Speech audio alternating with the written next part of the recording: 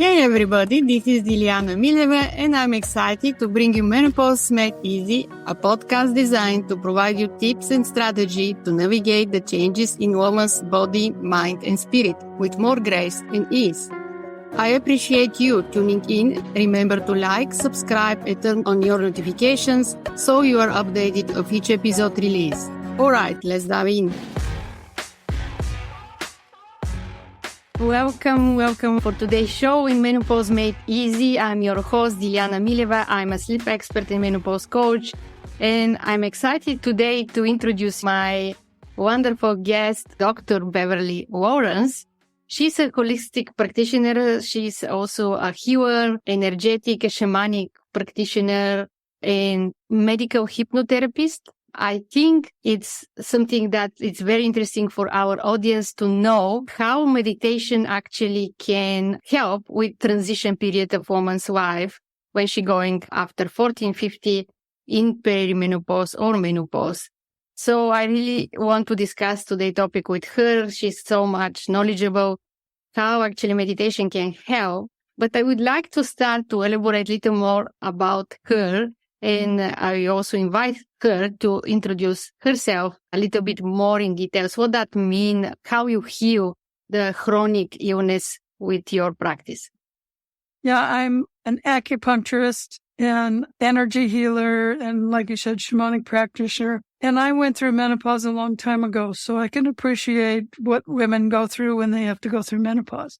Of course, that's one of the big transition phases that women go through.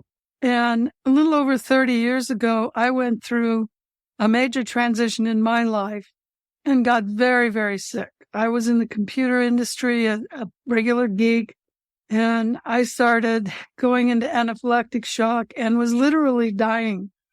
And I ended up having 5 near-death experiences altogether. And I knew something had to change. And one of the doctors said, "Why don't you meditate?" And I thought, well, I've got nothing to lose. So I'll start meditating. And I did. And it literally saved my life. Through meditation, I really opened up my intuition. I understood what I needed to do, who I needed to talk to. And I started getting healthy. And the people who knew me said, "What are you doing?"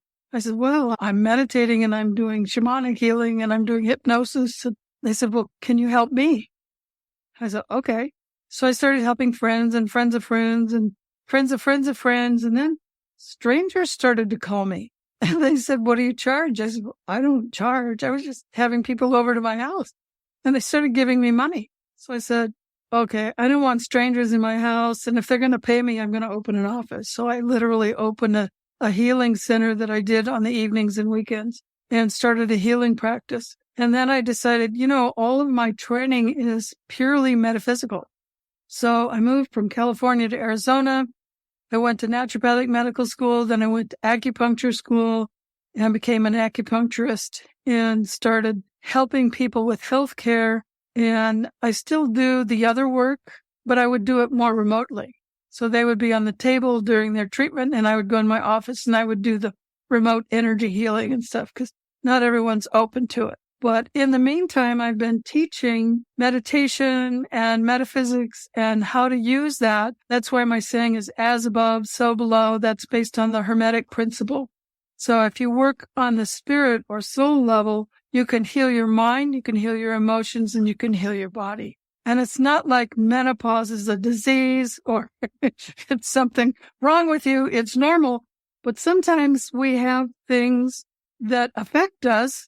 And we want to have a way to deal with those things. So things like hot flashes, the big one, mood swings, insomnia, and using meditation can actually help with those symptoms. I know that sounds illogical, but it can. No, I believe you. I believe you because I preach the same thing, that you need to dedicate some me time for relaxation, for silent moment. You need to meditate, do some breath work, practice some mindfulness. You just need to recharge in a way that they can manage also the stress level and the cortisol level and also the other hormones. But tell me how actually meditation changed your life. The first thing was I was addicted to diet soda. I won't name the brand, but it had a lot of caffeine in it. And every time I tried to kick the habit, I got so sick, severe headaches and everything. And I drank so much of this soda that I bought a soda maker for my house because I couldn't deal with the cans. That's how addicted I was. And the first thing that happened when I started meditating was I noticed I hadn't had a soda in over 2 weeks. So I went and I made myself a soda and I took a sip, and the first thing I did was spit it out in the sink, and I haven't drunk soda since. It completely cured my addiction to soda, and I didn't even know it. I didn't get a headache. I had no side symptoms, nothing. The other thing that happened was I would be drawn to certain things. That's why I went into my first mystery school was energy healing and meditation. So I went to a school that taught us different kinds and styles of meditation and energy work to work on ourselves, different aspects of ourselves. And through that, I was then guided to study shamanism and get certified as a medical hypnotherapist. And through that, you learn self-hypnosis first, right? How to work on yourself, and then you start working on others. And all of that just kept leading me through one step after another. And it was because in meditation, I always say prayer is when you talk to God. Meditation is when you listen to God. And I started getting messages, and I was hearing, sometimes I would see someone in a meditation or a dream, and later I would meet them. And it's like, that's when I realized we make these soul contracts with other people ahead of time. And it just started really opening up my life and changing it. And I had read that when you meditate enough, you get complete control over your body. And I thought, okay. So I went to the doctor for a regular checkup, and I thought, I'm going to lower my blood pressure. So I lowered my blood pressure just by intention. The nurse comes in, she takes it, she says, oh, the cuff is broken. I'll be back. She goes away. She comes back. She says, oh, the cuff is broken. And I went, okay, Beverly, is your blood pressure a little? So I raised it up. I said, go to normal. She comes in and she says, oh, finally, it works. I realized you shouldn't do that when you're going in for a medical treatment. But that's when I found out I really can control my blood pressure, my heart rate, and then I've tested. I have my own tools now, and I can test it. So you do have complete control over your body, especially when you combine meditation with breath work. So that's how you can control when you're having an issue, say, with insomnia. You can just use self-hypnosis, say. But let's say you're having mood swings. You could just stop, center, ground, go into a meditative state, go back into a balanced state, and just eliminate the mood swing altogether. It's completely under your control. For hot flashes, I'm an acupuncturist, and in Chinese medicine, there's no such thing as hot flashes. There's no such thing as perimenopause. We go by the symptoms, and it's called false heat. So you have yin and yang, and they're in balance, and then you have a normal temperature. But as you age, the yin goes down, and yin is cold, yang is warm. So you have a gap, so you feel hot. That's why they call it false heat. Because if you took your temperature, you don't have a temperature. But you feel like you're hot to the point where you're literally sweating. So what you have to do is with your mind, you have to balance out the body. And of course, there's an energy that I like to use called blue goop that I learned in the Rosalind Brillet program. And that's where you just imagine yourself in a bucket of ice water and you're cold. It's really good if you burn yourself. You just put your finger, if you burned your finger, it's your imaginary bucket of ice. You put your finger in, and then immediately heals the burn. So you could do that with your whole body. Imagine yourself in a bucket of ice and cool yourself off, and then balance out, all with your mind through intention. And you learn to be able to focus by meditating, and meditating every day on a regular basis. I think consistency is the key, and the habit, create this habit. What I teach is create this habit in evening and morning just to set up the mind that you need to rest. So that's important. Yeah. And visualization obviously can help a lot with the hot flashes. There's other techniques, of course, but that's the main thing that they can start to meditate in visualize yourself on the eyes, and that can help for sure. So do you want to elaborate a little bit more about yin and yang element and how that's related to the transition? When we're born, we're going like this in terms of our yin-yang development. So we're born with so much energy, and then it keeps growing and growing as our body grows until we hit 35. And it levels off, and then yin starts going down. So yin makes yang, yang makes yin. That's that yin-yang symbol, the two swirly things with a white dot in the black area and a black dot in the white area. You've seen that. Yeah. So yin makes yang, yang makes yin. So that's 35. The yin starts going down. And then somewhere between around 40 and 55, the yin goes down enough so that there's enough of an imbalance between yin and yang that your hormones start to change. And as the hormones change, you start to go through perimenopause and then menopause. And then if it doesn't balance out soon enough, you start having the hot flashes. Not everyone has hot flashes. It depends on your diet, your lifestyle. If you're taking any kind of hormones, some herbs and some foods create more of the hormone in the body. Depends on whether or not you're overweight, because fat cells actually make estrogen. So it can balance it out if you're a little overweight, which is why a lot of women going through menopause gain weight, because they need more estrogen and their uterus is no longer making it. So as the yin continues to go down as we age, we have less yang. So the yang starts coming down as well. That's why as we age, the body doesn't repair itself as well. We start showing our aging symptoms like gray hair and different things as the yin and yang continue to go down, and eventually the body can no longer make yin and yang, and that's when we no longer maintain homeostasis.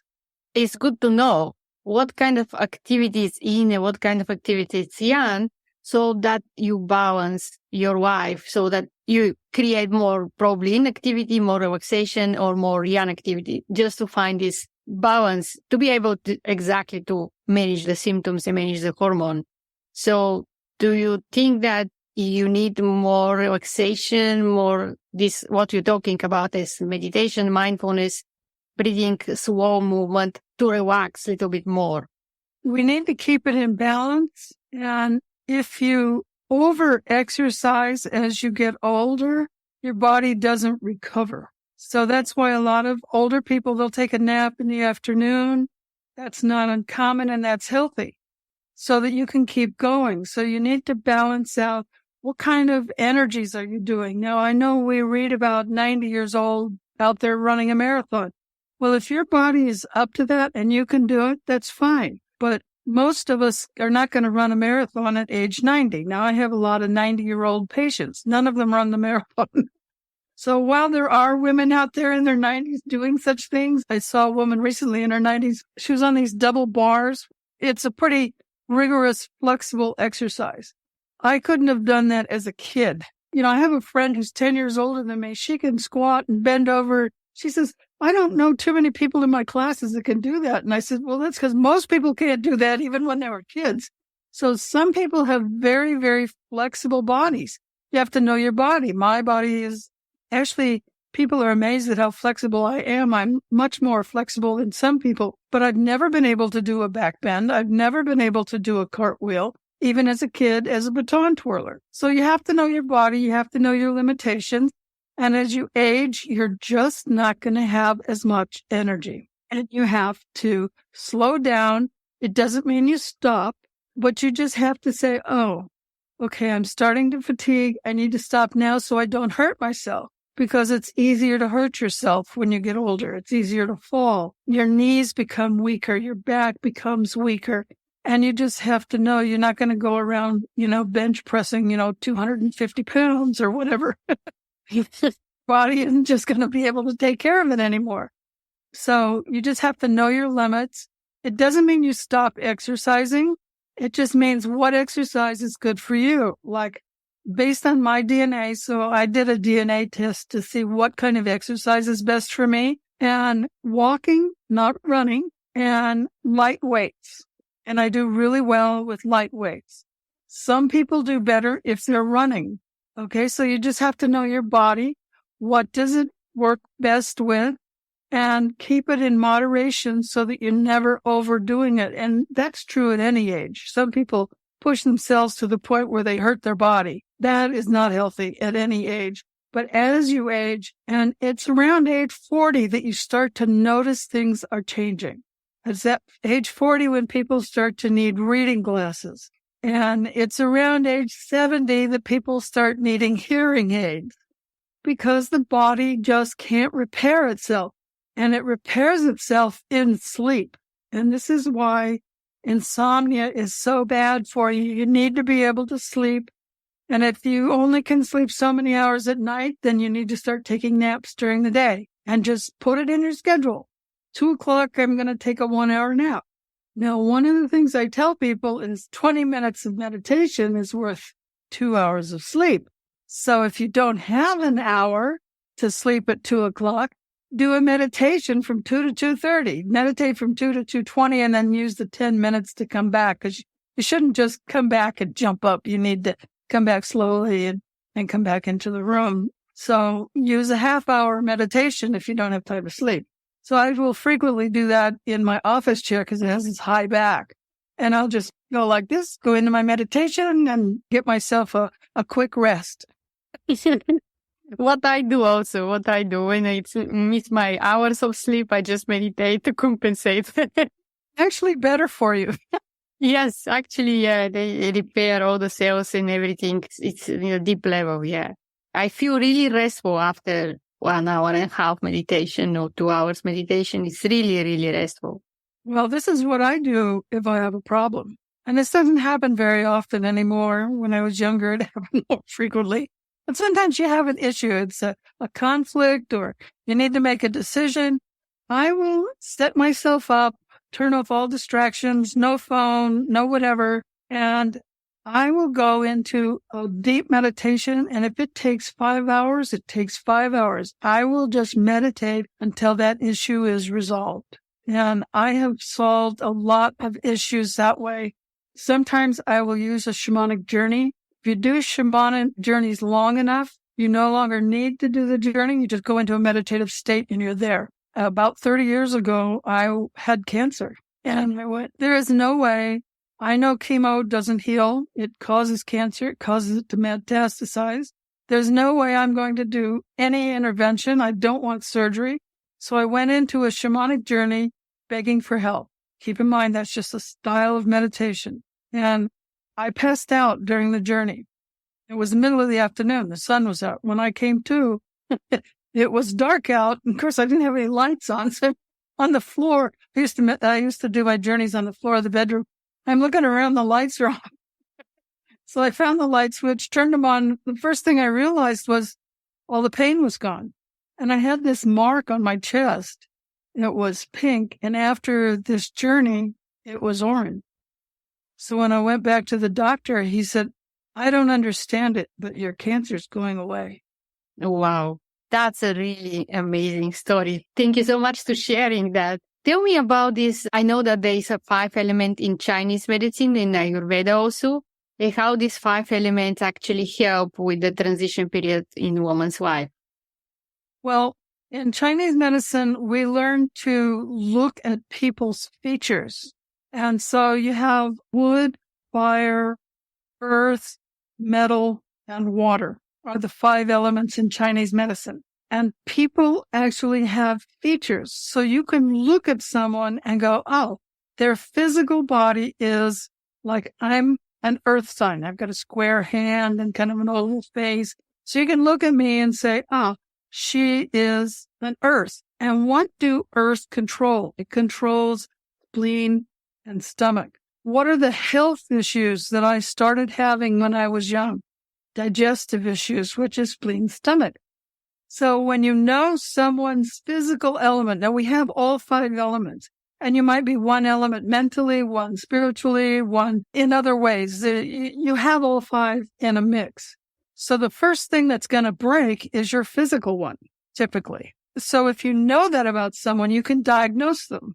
So you can look at someone and say, wood, spleen, stomach, Okay. She fatigues easily. She's got to have digestive issues. Yeah, 21. I had a duodenal ulcer. So you can just know these things about people. So if you know what your element is, now you know what you need to nurture. So like I had one lady not believe me. She says, I don't believe that. And I said, well, you're a metal element, and that's lungs and large intestine. She says, no, I had celiac disease and pleurisy. Well, guess what? Celiac is the beginning of the large intestine, and pleurisy is the membrane around your lungs. It's not one case. So knowing those 5 elements, now in Ayurvedic medicine, they have the 3 doshas. So they say, well, there's 3 doshas. How do they play in? Well, the 3 doshas are based on the Vedic literature. So when you go into the Vedic literature, they don't have wood, they have aether, and they have fire and earth, but they don't have metal, they have air, and they have water. Well, metal is the lungs, which is air. Wood is aether. So they do have those 5 elements. And then when you go deeper into the 3 doshas, each dosha has 2 elements. So pitta, there's pitta, vata, kapha. So pitta is fire and water, and kapha is earth and water. So they share the water. And then vata is air, or the metal element, and aether, or the wood element. So even Ayurvedic medicine uses the 5 elements. They just have a different name. And I was able to even extrapolate that to human design. For those people that are familiar with human design, each of the 5 human designs is one of those elements. And of course, the generator and the manifesting generator are both earth, but the manifesting generator also has air or metal. And now they've found a 5th element even for astrology. So everything we look at has those 5 elements. And like in astrology, you have your sun, your moon, your rising, and then you have your other inner planets that affect you. And it's the same with the 5 elements.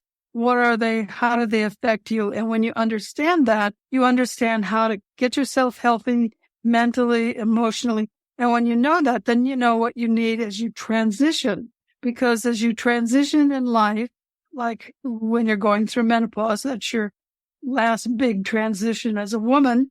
Now you know what you need to work on as you understand those elements. And as the energy of that element begins to go down, how do you nourish it? And of course, you're going to nourish it with food, your diet, with certain exercises, maybe certain types of yogas, or with hormones.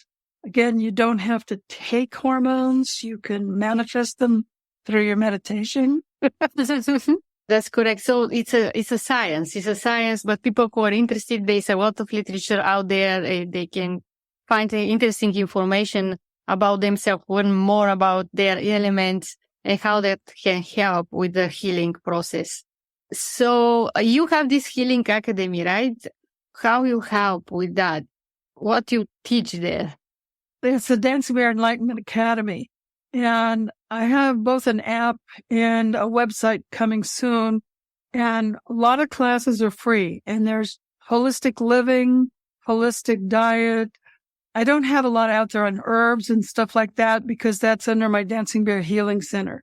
But it's just a lot of classes. And eventually I'll have a lot of very inexpensive, just a few dollars classes. And then, of course, I have my meditation program. And then I have a master program where I teach people the 5 elements and how to know who they are and what they need to do to nourish those elements. If there's one thing that the woman can start doing today to help themselves with this transition period, what you can suggest? Well, obviously meditation. Through meditation, if you ask, okay, I'm going to meditate, you set up an intention and you say, today's meditation, I want to know what I need to do most to mitigate symptoms and make this process as easy as possible. And then just listen. And if you don't get anything, then you say, okay, show me in my dreams. Don't remember your dreams. You'll just notice someone will walk up to you and say something, or you'll be on the internet and something will pop up and it'll be just what you need. So the universe answers your question. You just have to look for the answer. And if you didn't get it in the meditation or in the dream, it's going to show up. Sometimes I'll ask a question and I'll go to YouTube and I'll just keep screening, and all of a sudden something will pop up and it's someone giving a lecture that answers my question. So it used to be when I walked into bookstores, the book would fall off the shelf and open to a page. And right there on that page would be the answer to my question. We don't have a lot of bookstores anymore. Yeah, that's a smart way to find the answer. So what is the easiest way to people to reach out to you, connect with you? Well, the easiest thing to do is to get my free gift. So I actually wrote a special gift on menopause. If you go to drbeverlylawrence.com/menopause gift. So it's drbeverlylawrence.com/menopause gift. And it talks a little about some essential oils and some Bach flower essences that you can also use to help with your symptoms. Wonderful. Thank you so much to share your knowledge and wisdom with us today. Thank you for listeners to be with us. Every Friday we release a new episode. Thank you so much, Beverly. Oh, you're welcome. Thank you for tuning into Menopause Made Easy. You can check out more episodes on Apple, Spotify, iHeartRadio, and your favorite podcast apps.